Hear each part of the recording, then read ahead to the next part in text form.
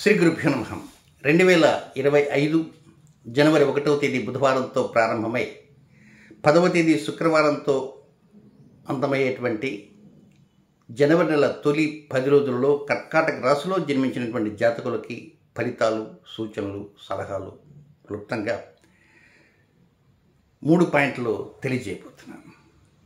ముందుగా కొన్ని వివరాలు కూడా తెలియజేస్తాను. ఈ 2025వ సంవత్సరంలో అనేక వ్యతిరేక గ్రహ సంచార స్థితిగతులు ఉన్నమాట వాస్తవమే. కానీ అలాంటి వ్యతిరేక గ్రహస్థితులు ఉన్నాయని చెప్పి ఆందోళన చెందాల్సినంత అవసరం లేదు. ఏం చేతనంటే ఈ సంవత్సరం మార్చి 29వ తేదీనే మీకు నవమ స్థానంలో అంటే 9వ స్థానంలో అదృష్ట స్థానంలో షడ్గ్రహ కూటమి 6 గ్రహాలతో కూటమి ప్రారంభమవుతుంది. ఆ రోజే ఆ కూటమి జరిగేటువంటి రోజే అంటే 29వ తేదీ రాత్రికి శని ఆ 8వ స్థానంలోకి వచ్చేస్తాడు, అంటే మీనరాశిలోకి వస్తాడు. అదే రోజున ఒక సూర్యగ్రహణం జరుగుతుంది.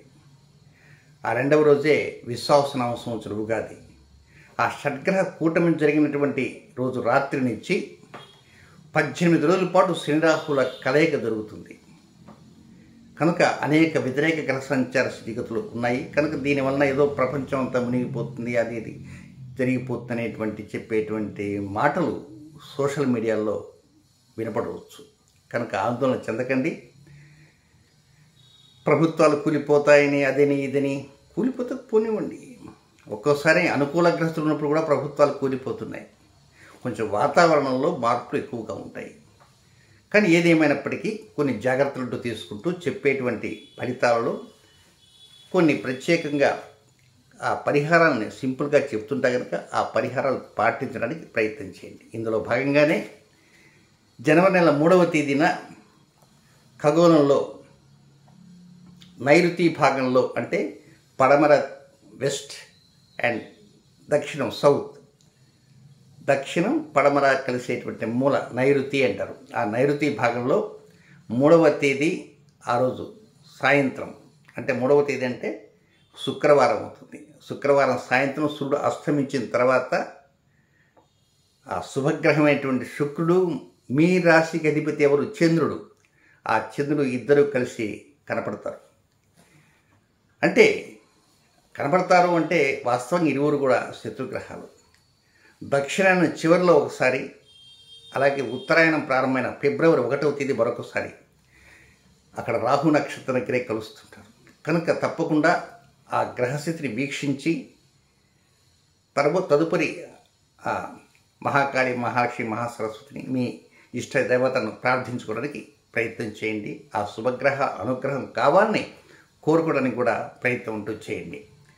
సూర్యుడు అస్తమించిన తర్వాత నుంచి 8:30, 9 గంటల వరకు. ఎందుచేతనంటే పర్టికులర్గా ఇన్ని గంటల వరకు చెప్పడానికి కష్టం. ఎందుచేతనంటే రాశి ఫలితాలు అనేవి భారతదేశంలో అందరూ చూస్తున్నారు, విదేశాల్లో చూస్తున్నారు. ఏ ప్రాంతంలో వారో నాకు తెలియదు కదా.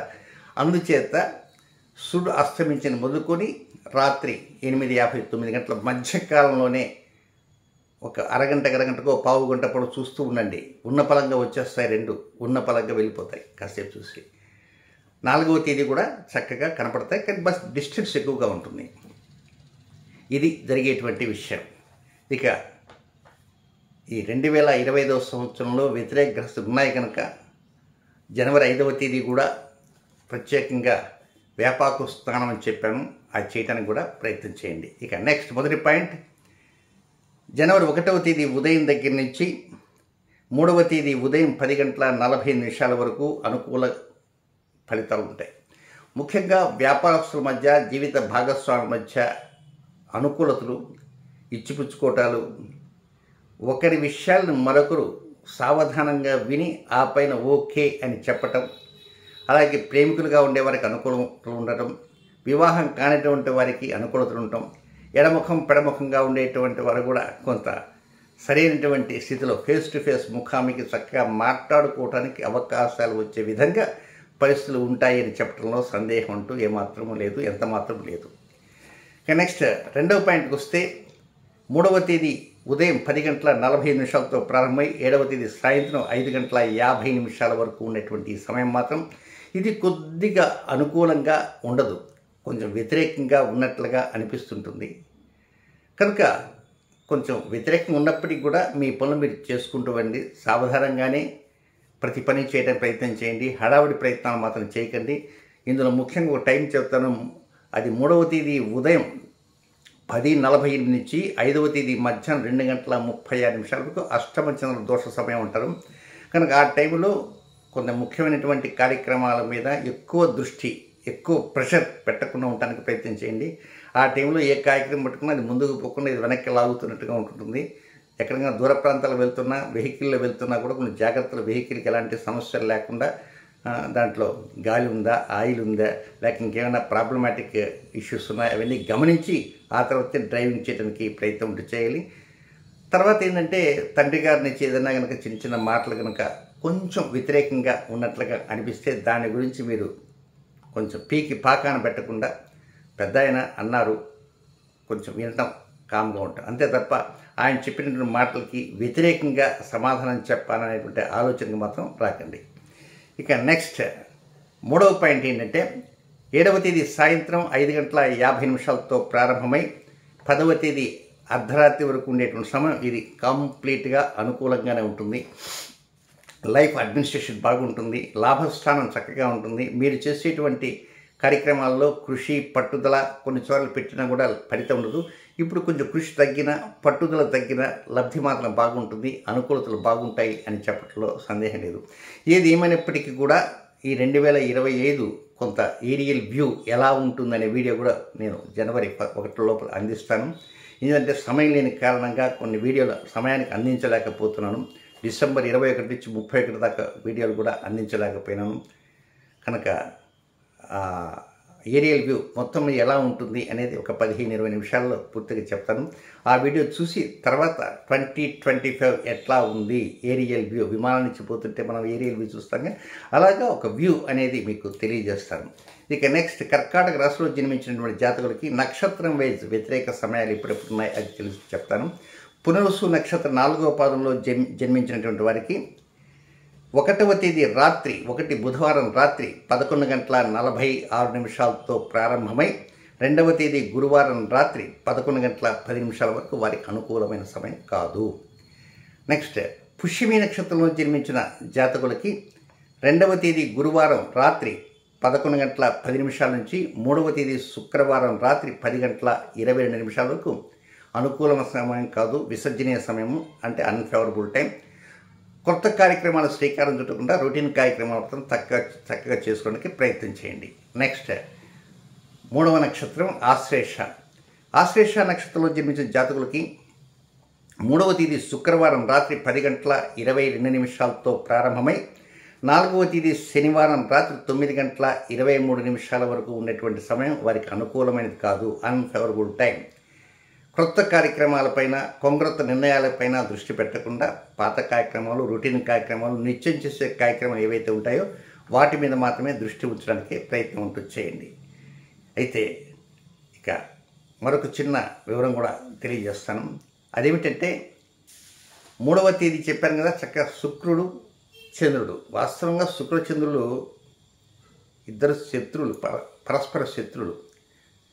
మనకారకుడు చంద్రుడు, ఐశ్వర్యాన్ని ఇచ్చేవాడు, పైగా మీ రాశికి ఇచ్చి 4వ రాశి, మీ రాశికి 11వ రాశి, అంటే లాభాన్ని ఇచ్చేటువంటి వాడు. వృత్తి, వ్యాపారము, ఉద్యోగము, ఆరోగ్యము, వాహనము, గృహము ఈ అన్నింటికీ కొంచెం కలబోసి ముందుకు నడిపించేటువంటి వాడు శుక్రుడు.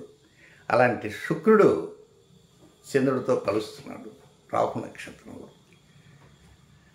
ఫిబ్రవరి 1 కూడా చూడండి, మేఘావృతం ఏంటంటే మాత్రం చెప్పలేము. కనుక మేఘాలు లేకుండా ఉంటే చక్కగా ఈ 2 గ్రహాలని వీక్షించవచ్చు. తప్పకుండా వీక్షించడానికి ప్రయత్నం చేయండి. ప్రత్యేకంగా ఆ నివేదనలు ఇవ్వాలా, ఈ నివేదనలు ఇవ్వాలా, టెంకాయ పట్టుకుని తీసుకొని కొట్టాలా, అలాంటి జోలికి వెళ్ళకండి. హాయిగా ప్రశాంతంగా ఆ 2 గ్రహాలని దర్శనం చేసుకోండి. ఎందుచేతంటే చంద్రుడికి నిత్యక్లిన్నే భీరుండా వహ్నివాసిని మహావిద్యలశ్రీ శివదూతి త్వరిత ఇవన్నీ ఉన్నాయి పేర్లు. ఒక్కొక్క రోజున తిథి దేవతలు అంటారు. కనుక ఆ తిథి దేవతలు తొలగిపోతే వీడియో తక్కువ 30-40 నిమిషాలు అవుతుంది. కనుక ఇప్పుడు సింపుల్గా ఆ 2 గ్రహాలని దర్శించుకునే ప్రయత్నం ఏం చేద్దానంటే, షడ్గ్రహ కూటమితోనే ఉగాది రాబోతుంది. షడ్గ్రహ కూటమితోనే ఉగాది రాబోతుంది. శని రాహుల కలయిక దాదాపు 50 రోజుల పాటు ఉంటుంది. కనుక ఇప్పటి నుంచే కొంచెం ప్లానింగ్ చేసుకుంటూ, ప్రతి విషయంలో ప్లానింగ్ చేసుకుంటూ ఉండాల్సిన అవసరం ఎంతైనా ఉందని గమనించండి. నెక్స్ట్ మరొక విషయం ఏంటంటే, పితృదోషాలకు సంబంధించినటువంటి 97 రోజుల కార్యక్రమంలో, సుదీర్ఘ కార్యక్రమంలో 71 రోజులు మాత్రమే చేయటం జరిగింది. మిగిలినటువంటి 26 రోజులు చేయలేదు. కానీ ఎందుకు చేయలేదు అనేది ఒక పూర్తి వివరం ఇస్తారు. నాకంటే వయసులో పెద్దటి వారు, దాదాపుగా 70 ఏళ్ళు, 75, 80 ఏళ్ళ వాళ్ళు, కొంతమంది కురువృద్ధులు, ఈ పాండిత్యంలో నిష్ణాతులుగా ఉండేవారు, వైదికంలో నిష్ణాతులుగా ఉండేవారు, వారు నాకు తెలియజేసిన సమాచారం కూడా మీకు తెలియజేస్తాను. ఎంచేతనంటే ఈ 26 రోజుల కార్యక్రమం జనవరి నెలాఖరుతో అయిపోతుంది వాస్తవంగా. కానీ మార్చి నెల ఉగాది ఉంది కదా, 30 ఉగాది ముందు రోజే శని రాశి మారుతున్నాడు, మీన రాశిలోకి వస్తాడు. సరే, రాశి మారాడు కదా అనుకోవచ్చు. కానీ ఆ రోజే షడ్గ్రహ కూటమి, 6 గ్రహాలతో కూటమి.